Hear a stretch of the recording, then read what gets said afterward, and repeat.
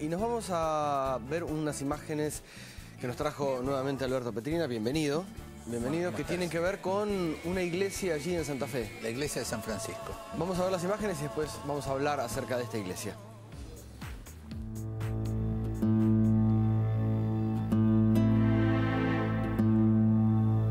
Santa Fe de la Vera Cruz se sitúa en la línea colonizadora que baja hacia el Plata desde esa matriz de ciudades que fuera Asunción del Paraguay.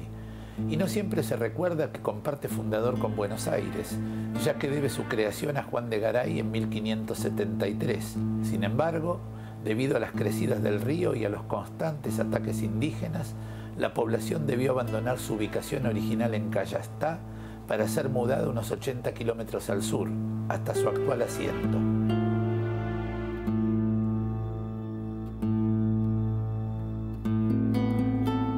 Ello implicó el traslado de las principales instituciones civiles y eclesiásticas. Entre estas últimas se destaca muy especialmente la iglesia de San Francisco, con planta de cruz latina y una sola nave.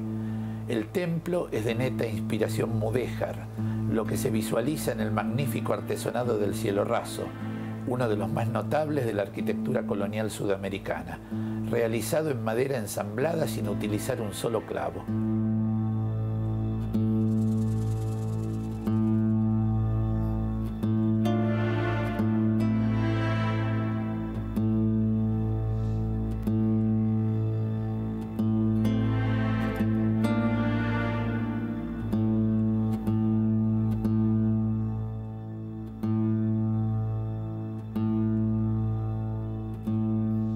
Es un edificio que se va construyendo desde fines del siglo XVII y durante la primera parte del XVIII hasta lograr la configuración de un importante monumento colonial que tiene en la actualidad.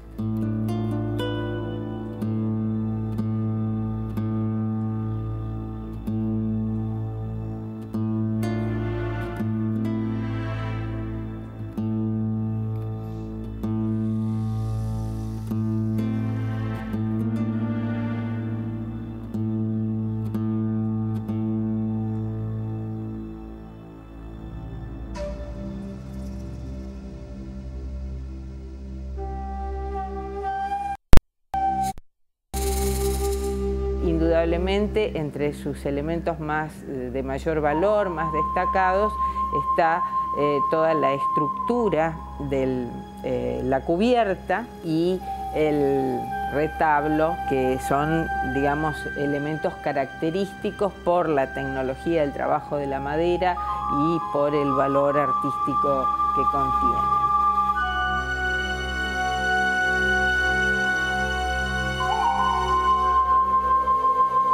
Cuando el templo fue declarado Monumento Nacional en 1942, la configuración general difería bastante de la que conocemos actualmente, porque había recibido a lo largo del siglo XIX, sobre todo en los últimos años, la anexión de un nártex y una fachada neoclásica desde la Comisión Nacional de Museos, Monumentos y Lugares Históricos y bajo la dirección del arquitecto Mario Buschiaso. Se generó un trabajo de restitución de la imagen original del edificio. Entonces esa intervención fue importante porque nos permite hoy poder reconstruir incluso el ambiente y el espacio general de la iglesia con todos sus valores de arquitectura colonial.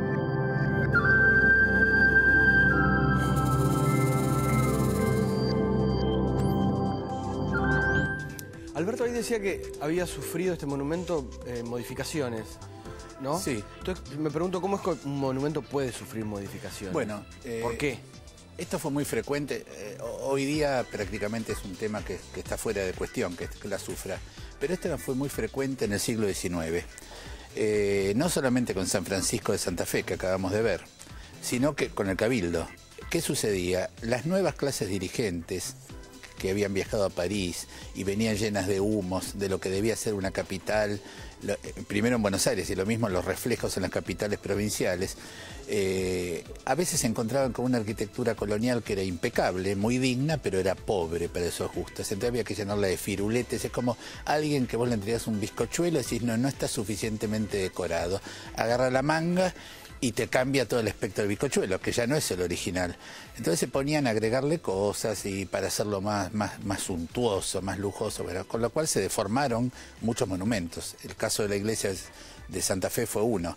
El caso del Cabildo se llegó hasta deformaciones inauditas. ¿Y qué se hace en el 42 con esta restauración de que hablaba la doctora Collado?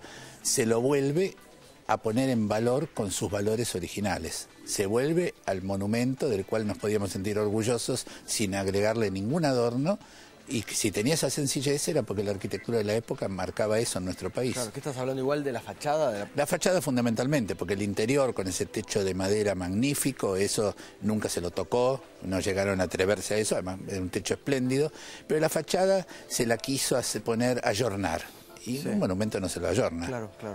Estamos hablando de una construcción de fines del siglo XVII, comienzos del XVIII. Fines del XVII comienza la construcción, el edificio básicamente que vemos hoy es del XVIII. Sí. La modificación la deformación, diría yo, sí, la sufre en el XIX, y en 1942 se lo restituye en el frente a su antiguo aspecto, que es de algún modo no crear un falso histórico. Claro.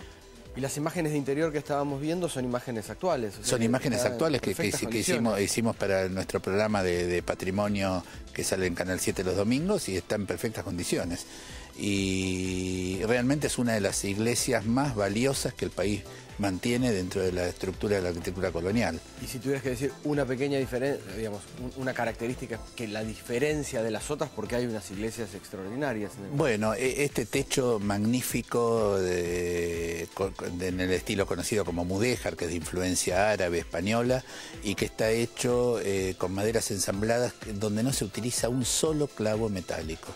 Es decir, es un trabajo excepcional de ensambladura de los artesanos del 18. Claro. Bueno, gracias Alberto nuevamente. Bueno, gracias a vos.